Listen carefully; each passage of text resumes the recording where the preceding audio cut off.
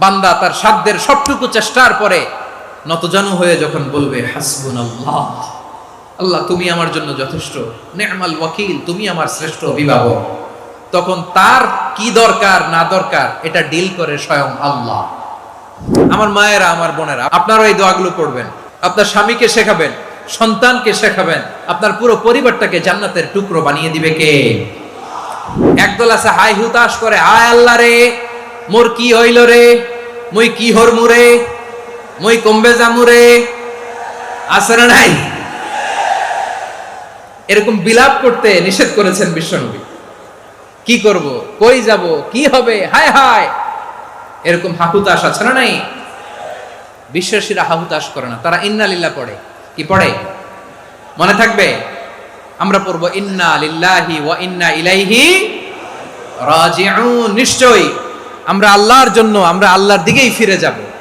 এরপর পড়ব আল্লাহুম্মা আজুরনি ফি মুসিবাতি ওয়া আখলুফ লি খায়রাম মিনহা। আল্লাহ, আমি যে বিপদে ধৈর্য ধারণ করলাম এটার সওয়াব দিও, আর যা হারালাম তার চেয়ে ভালো কিছু দিয়ে বদল করে দিও। সুবহানাল্লাহ পড়েন। বিশ্বনবীর হাদিস শুনলেন উম্মে সালামা রাদিয়াল্লাহু তাআলা আনহা।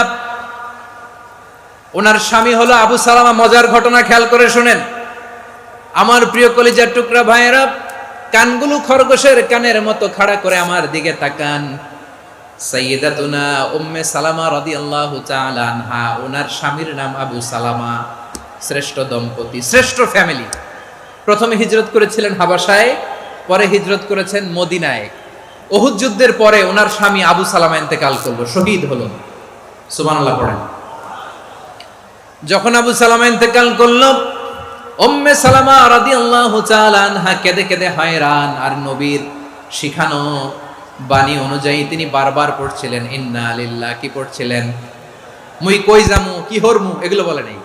কি বলছে? ইন্না লিল্লাহ।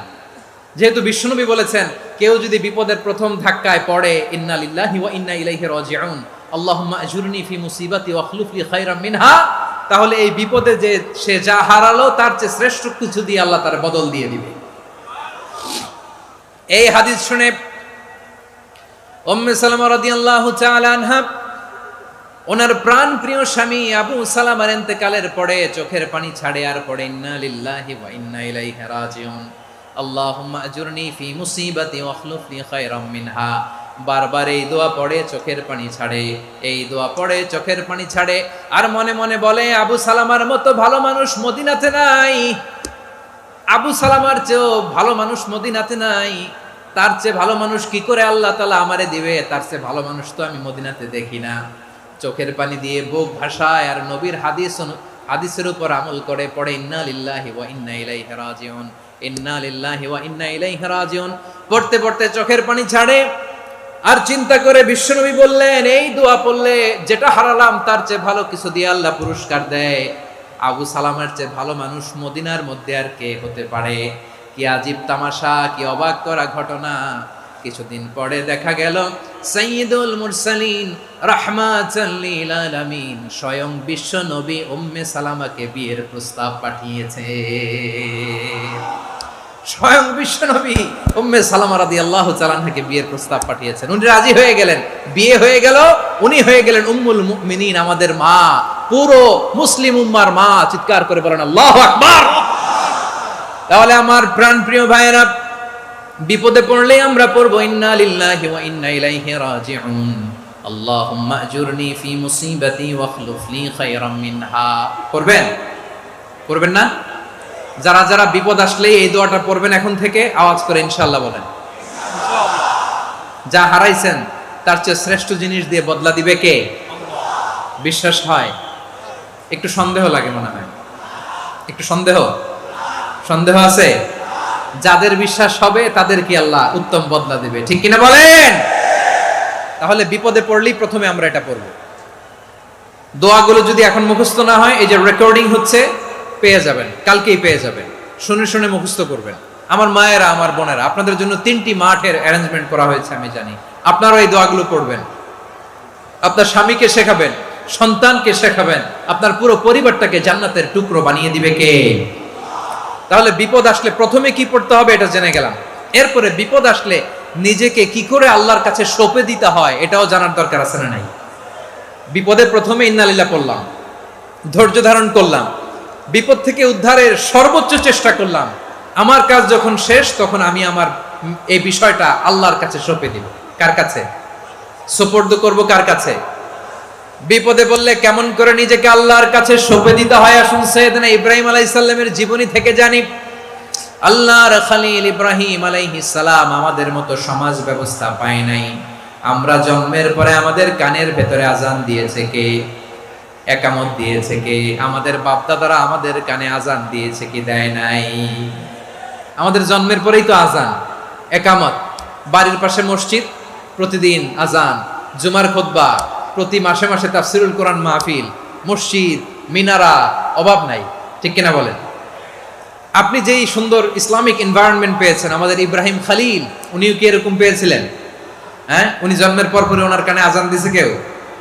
আমার প্রিয় ভাইরা, আগা গোড়া একটা শিরকি পরিবেশ উনি জন্মগ্রহণ করেছেন। উনি ছাড়া ওই তল্লাটে একজনও আল্লাহর উপর বিশ্বাসী নাই। কল্পনা করতে পারেন? গোটা তল্লাটে, গোটা দেশে বিশ্বাসী মুমিন, আল্লাহর উপর বিশ্বাস স্থাপনকারী কয়জন? সবাই বলেন কয়জন? বাকি সব মুশরিক। বাকি সব মুশরিক নিজের সাথে নিজে শক্ত বোঝাপড়া করে, অ্যানালজি করে, সেলফ কনভারসেশন করে উনি মহা সত্যের সন্ধান পেয়েছেন। উনি আকাশের তারা দেখে ভাবে মনে হয় এটাই আমার খোদা, পরে দেখে তারা নাই, মনে মনে বলে না তাইলে এটা না। আবার চাঁদ দেখে বলে চাঁদটা বড় মায়া লাগে, মনে হয় এটাই আমার রব, পরে দেখে চাঁদও নাই, কয় না এটা না। এরপরে দ্বিপ্রহরের জলজলে সূর্যটা খা খা করে গোটা পৃথিবীটারে রৌদ্র দিয়ে তাতিয়ে রাখে। তিনি ভাবলেন মনে হয় এটাই আমার রব, কারণ এটাই তো সবচেয়ে বড়। কিন্তু বিকেল বেলা ওই সূর্যটাও যখন চলে যায়, সাইয়েদনা ইব্রাহিম বলে না এটাও তো নাই, আমার খোদা যদি আমারে ছেড়ে চলে যায়, বিপদে পড়লে আমারে উদ্ধার করবে কে? এভাবে নিজের সাথে অ্যানালজি, সেলফ কনভারসেশন করতে করতে করতে তিনি মহা সত্যের সন্ধান পেয়েছেন। সুবহানাল্লাহ পড়েন। সব শেষে তিনি ডিসিশন নিয়ে ঘোষণা দিলেন, ইন্নী ওয়াজ্জাহাতু ওয়াজহিয়া লিল্লাযী ফাতারাস সামাওয়াতি ওয়াল আরদা হানিফান ওয়া মা আনা মিনাল মুশরিকিন। নিশ্চয় আমি এমন সত্তার দিকে মনোনিবেশ করলাম, মুখাপেক্ষী হলাম, যিনি আকাশ বানিয়েছেন, জমিন বানিয়েছেন, আমি মুশরিক নই। সুবহানাল্লাহ। পারতেন? আপনি পারতেন? কেউ নাই, লক্ষ লক্ষ মুশরিক, আপনি একা। ওনার মতো এরকম বিচক্ষণতা দিয়ে আল্লাহরে খুঁজে পাইতে পারতেন আপনি? কি নবী ছিল, আল্লাহকে খুঁজে পেয়েছে। যখন আল্লাহর ইবাদত শুরু করলো, এই কথা ছড়ায় পড়লো চারদিকে।